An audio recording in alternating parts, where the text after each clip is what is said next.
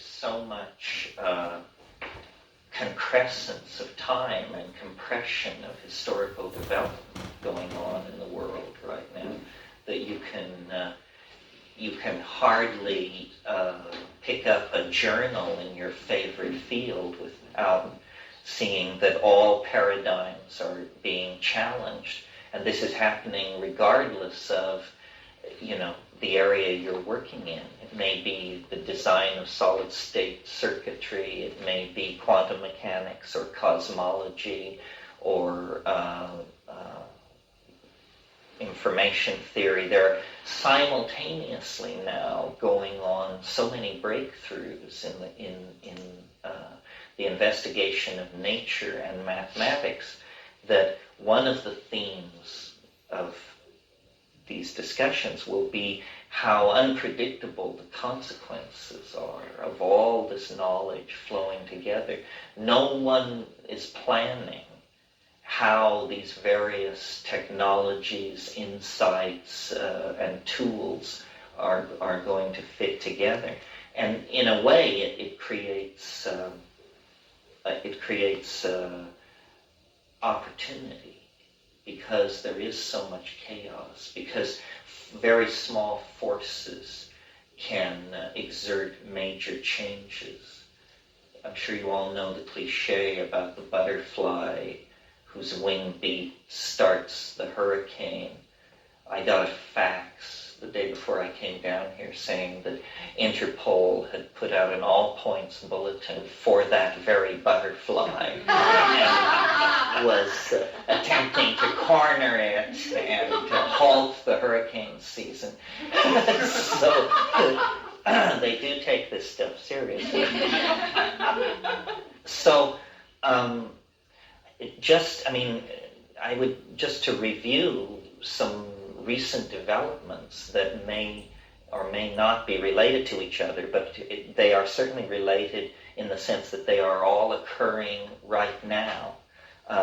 Some of you may have followed the detection of the top quark in a recent series of experiments at CERN in Geneva.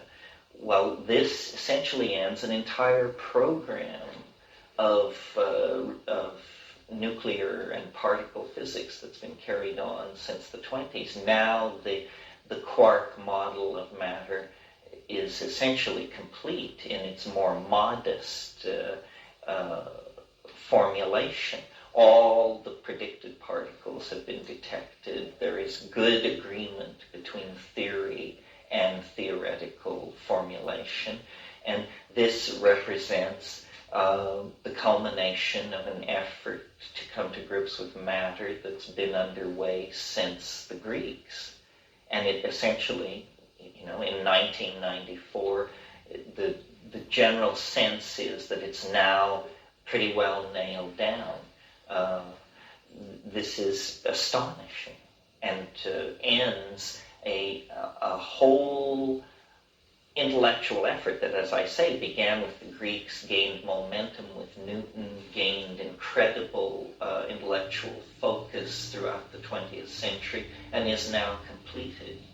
It's the equivalent of the sequencing of the human genome in biology, which is the next subject that I wanted to mention, which is this project, which was slated to be finished around 2020, is now probably going to be finished well before 2000, because once they got into it, they discovered that it's like riding a bicycle. The more you do it, the easier it is to do, and very, very sophisticated computer-driven chemical simulation techniques have been invented, and the human genome is just filling up like a crossword puzzle day by day, week by week, as we speak.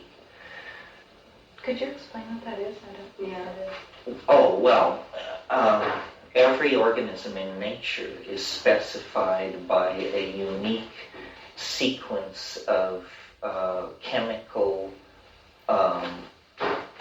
labels called nucleotides, and they are stored in the DNA. And this nucleotide message, in the case of human beings, is like up to 20 million units long. And it's basically the script for a human being.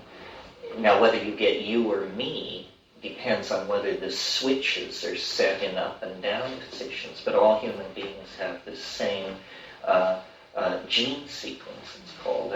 And so if you can sequence, if you can determine the human genome, you can predict the occurrence of all kinds of hereditary diseases and, have a kind of utopian approach to medicine where everyone throughout their entire life knows what they are at risk for, and in contemplating any possible pairing for procreation, you know just down to a gnat's eyelash what the child's genetic predisposition for various diseases and enzyme deficiencies and this sort of thing. Well, so this is happening, and at a startling pace. Can I ask you something? Sure. So if you say that it's predetermined, is that like, do we have anything to say about it? I mean, can you prevent then?